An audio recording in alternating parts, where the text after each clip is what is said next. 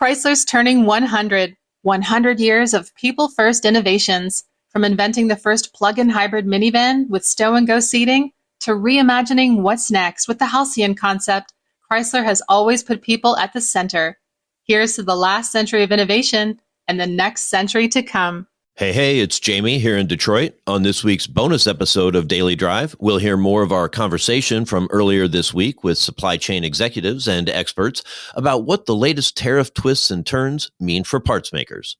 But first, as we talked about on Thursday's show, Chrysler celebrated a huge milestone this week. The brand turned 100 years old and rang in a new century with an event on Detroit's Belle Isle. If you missed my interview with Chrysler CEO Chris Fuel, go back and check out that episode. Also, after the event, Automotive News Stellantis reporter Vince Bond Jr. spoke with the automaker's design chief, Ralph Gilles. Here's their conversation. When you look back on Chrysler's history, what do you think is the most enduring part of its legacy?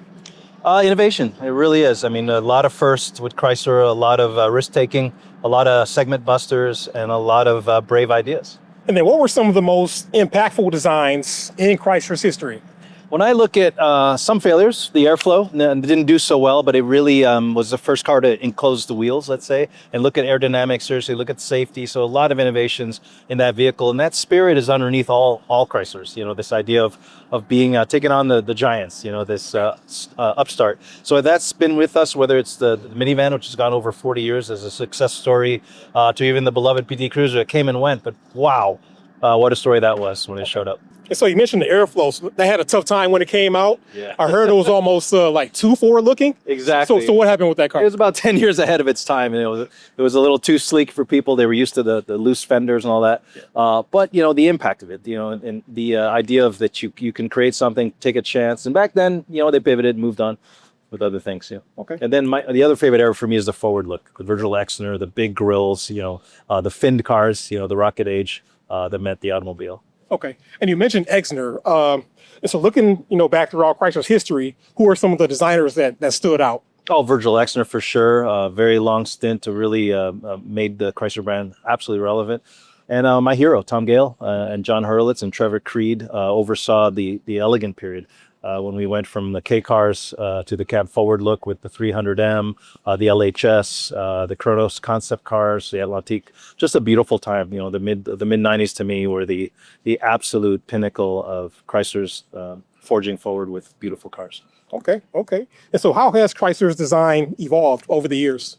I think we're classy, I would say. Our cars age well. And, you know, the 300 only went out of production, but it had almost a 20-year run, and it still looks good on the road today. And the Pacifica, to me, is still one of the most handsome, monospace, most purposeful vehicles that we make. And now we're experimenting out loud. We've done a concept car for Chrysler over the last 4 years. We'd have one almost every year. The latest one is the Halcyon, which is our sleekest, lowest, most beautiful design, all about aerodynamics, but also about function and new way to get people to fall in love with low cars, which are more efficient. When you look at battery electric vehicles, getting the car slender is more efficient. So we're trying to get people to like that, to understand that, to fall in love again with low riders. Okay. And for the 300, I mean, what was the key behind the staying power for that car? Proportions, good stance. It really had good bones, and it wasn't overstyled, right? So a lot of people, a lot of different customers. If you'd asked me back in 2004 who's going to be the customer for Chrysler, I would have gotten it wrong. Turned out to be a lot younger, much more urban customer, and people modified the car like a hot rod. So it really served a completely different purpose and customer than we imagined, but all of that is good. And then we had some fun along the way with special editions and the SRT and all that. So good times. All right. And then just looking back, I mean, do you think design was like one of the things that really helped Chrysler stand out over the years? Well, I'm biased. Being head of design, chief design officer for the company, I will always say that design is important. But, you know, design can only get you there, right? We have to get the customer to love the car. So that's where hats off to engineering team. They don't get enough credit. The cars they ride so good. You know, they really do. And the value for money, that's something Chrysler's always been about. It's in our calling card. Is the value for money, the prestige for money, the presence for money. So that's what I want to be about going forward. And that's what we've always have been about. Okay. And then just how does it feel to be a part of the Chrysler, heritage, legacy? I was thinking about it today. I guess of the 100 years I've been part of, 33 years I've been part of that 100-year story. So over a third of Chrysler's existence, I've been part of that at a junior level, now at an exec level. But I'm in love with the brand. And when we talk to strangers about the brand, whether it's at a clinic or owners that have had the cars, there is something about, especially Americans, that are fond of the brand. Even in Europe, I see perfectly preserved Crossfires and PT Cruisers, and those owners are as passionate about the brand as Americans are. So for me, it means it's ripe for a new chapter. Okay. And then of all the vehicles you've worked on personally, which one has a special place in your heart? Oh, the 300, without question. Specifically the 2006 300C SRT8, just a beautiful blend of muscle and elegance. And so looking ahead to the next 100 years, what does the Chrysler brand stand for? It's going to stand for a brand new conquest customer. I think it's time for us to pivot. We're going to try. We're going to experiment with the brand. There's an unserved part of our portfolio in our showroom that our dealers have identified that we can maybe serve with Chrysler. So we're in the process of experimenting. We have 2 brand new platforms, Stella Medium, Stella Large, that are perfect foundations for new product. And we're waiting for them to appear. So we've been working very hard behind the scenes, over 4 years of investment on that platform, but it's designed to make many, many things, multi-energy things, electric, ICE, or a combination thereof. So we're very well positioned for the future. So we're excited about it. Okay. And then one more thing. So when you're designing vehicles, do you find yourself looking back a lot at the history of the brand? I don't like to do that too much. I'm passionate about it. I happen to also run our historical division, but I go to a lot of car shows. So yes, I'm aware of the past, but I only mind it carefully. I want my designers to maybe respect the past, once in a while borrow little cues, but we do not want to be beholden to our past. You have to forge on, and it's almost disrespectful to just emulate the past. Yes, probably the closest thing to what we did with the Challenger, the last generation Challenger, where it looked a lot like the original, but if you looked at it, it was a fully modern vehicle, aged really well. We got 18 years of service out of that car. So it can be done well, but again, we have over 25 nameplates. There might be a couple that have a little resto influence, but we really want to forge forward. Ralph Gilles is the Chief Design Officer for Stellantis. He spoke with our own Vince Bond Jr. When we come back, we'll hear more from supply chain experts about the impacts of the latest tariff changes. That's next on this bonus episode of Daily Drive. Chrysler's turning 100. That's a whole century of shaping the way America drives and leading with innovation. Did you know Chrysler introduced the first ignition key? What about the first automatic transmission? The first Hemi V8 engine? The first windshield wipers? And the first ever minivan? And they never stopped innovating, even today. The Chrysler Pacifica is the first and only plug-in hybrid minivan, the first with the convenience of stow-and-go seating, and it's packed with the most high-tech safety features in its segment. But for Chrysler, it's about more than just innovating. It's about innovating for people, for memories, road trips with your friends, school drop-offs in the rain, family reunions, weekend soccer tournaments, first dates, first drives, and everything in between. Chrysler's been there for all of it, leading the way with game-changing ideas. And they've introduced the Halcyon concept, driving the brand's future innovation, focusing on building a sleek, smart, sustainable vehicle design for the next generation of driver. So here's to Chrysler, 100 years of innovation, memories, and everything in between. Welcome back. On Tuesday, we held our latest Automotive News Congress Conversation live stream focusing on tariffs and trade policy.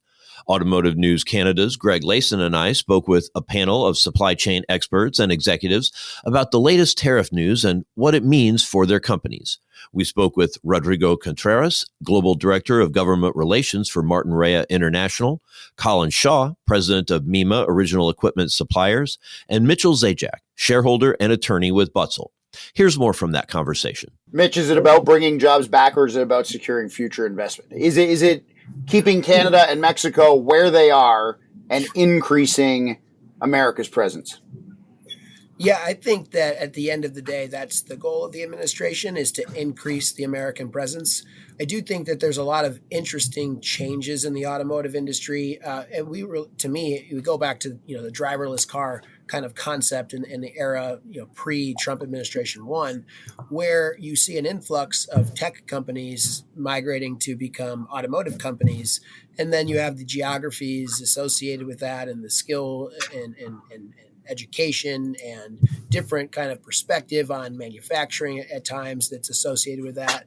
And they're key players now in the automotive industry. And so that's part of the conversation. But, three key aspects: time, cost and skill, I think, are factors. And when you start talking about things coming to America, the biggest thing that stands out to me is the cost piece.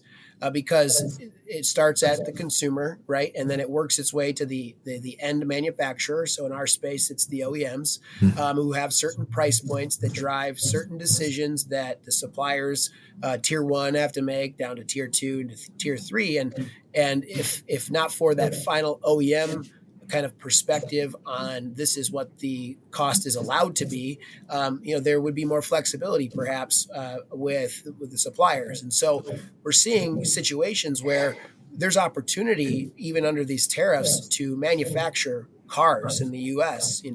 I have a client that supplies the entire assembly line for auto manufacturers.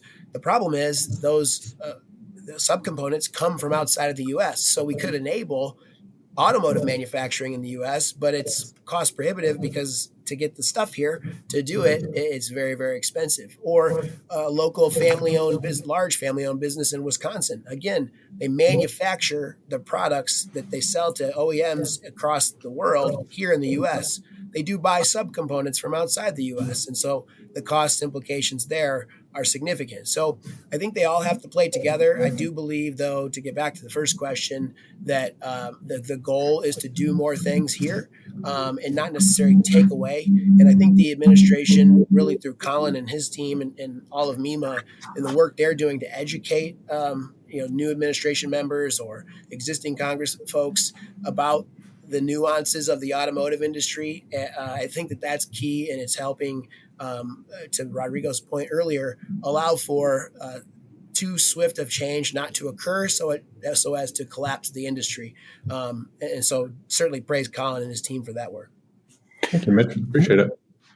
I am curious, though, if it's about investment, how does business confidence get restored following all of this chaos, all of these changes? And if you invest in America and then suddenly tariffs are gone and now it would have been more cost effective to invest in Canada or Mexico, how does this reconcile itself moving forward? It seems that some of the confidence in America in terms of doing business and in trust has been eroded. How do we get past that?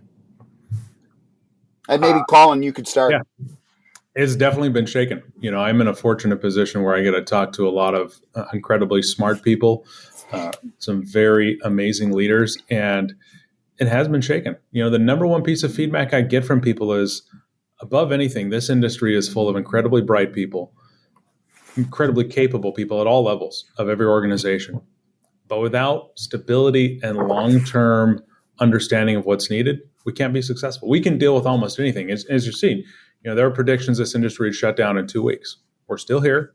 We're still doing everything we can. We're still selling cars. We're still making cars. This is an incredibly tough industry. And if we don't have that stability, that shakes the foundation. And that's going to mean, some of these things that are playing out in courts, that does provide a little more stability in the long run. Now, these things take time. When the court ruling came out on Friday, I was contacted immediately by a number of media, and I said, this is, you got to be patient. This is not the end game here. This is just a warning shot.